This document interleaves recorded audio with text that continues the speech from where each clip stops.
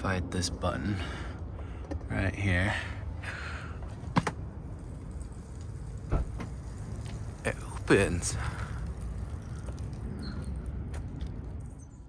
So I bought these struts for 88 pounds, which is about 110 US dollars.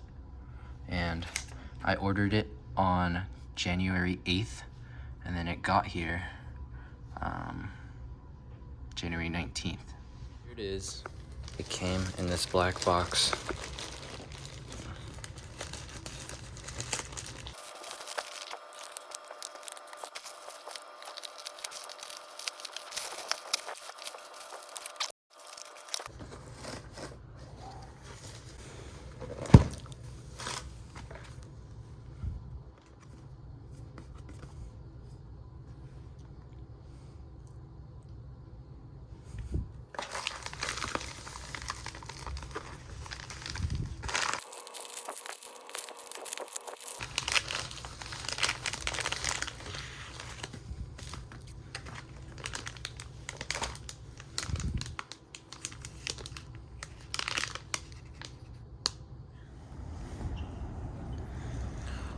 So currently I need to press the button for it to open with the standard struts.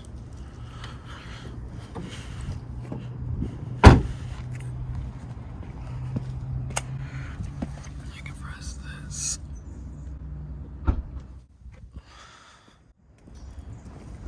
And then the trunk opened.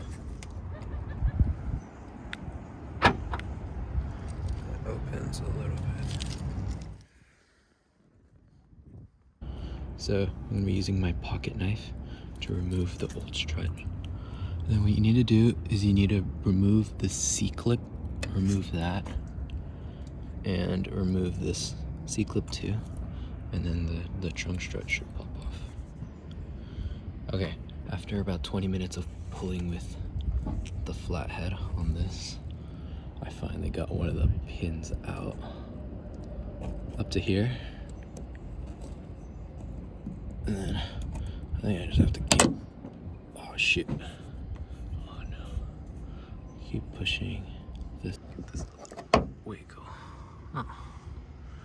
That came off rather cleanly. So now I just have to push the bottom one. Now I'm just wiping the old lubricant off the struts.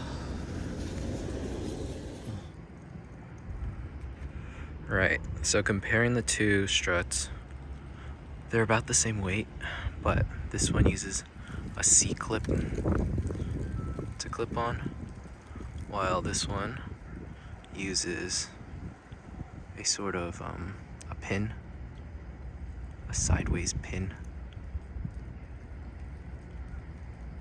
right here. And this pin like rotates and clips on here, but when you take it off you unclip it, and then you could actually pull it out the bottom. Make sure you don't lose that. And then it comes with some red lubricant already inside. So now that I've popped these into place, this one just popped on, but the bottom one required significantly more force to pop on. Maybe it's because it's hard to hold, but I just did one of these and then pressed it on with the red spring at the bottom. And then now I just need to put these pins back onto here.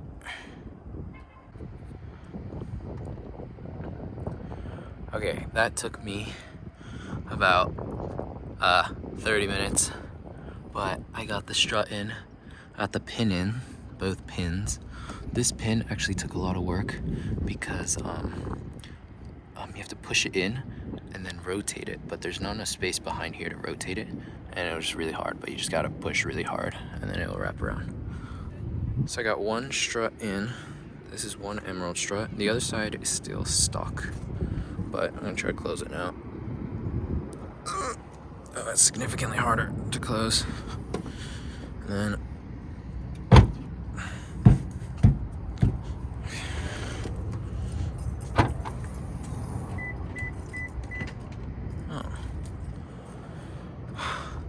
it looks like one is enough to pop it open. Oh, this doesn't move as smoothly anymore, this part. Opening and closing it multiple times, you actually just can't have one. You need both of them, because when you close it, the trunk is like lopsided, and when it opens too, it opens like this, like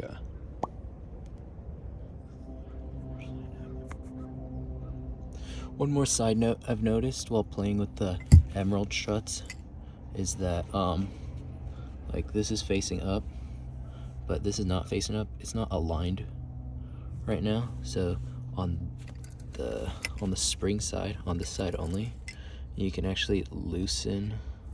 You could twist it to loosen it a little bit, and then it'll line up. I am done. Both struts installed. Pin on this side was hard to get in, and then pin on this side was literally impossible. I spent like 10 minutes on it, but the trick is to slide this thing up, and then you can squeeze your finger in there. One more complaint I have about these struts is that this sliding bit right here, this part contacts the metal right here. This actually contacts it, so it doesn't actually go all the way to the bottom unless you like push it really hard, and it's always just rubbing right there. But other than that, it works really well. And then if I try to close it, it requires a lot of force. I use my elbows like that. Yeah, that's a lot of force. And then now key fob it.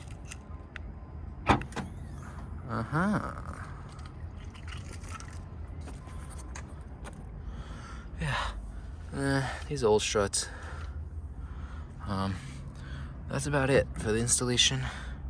I use this. It's a bike multi-tool, but I just use this flathead.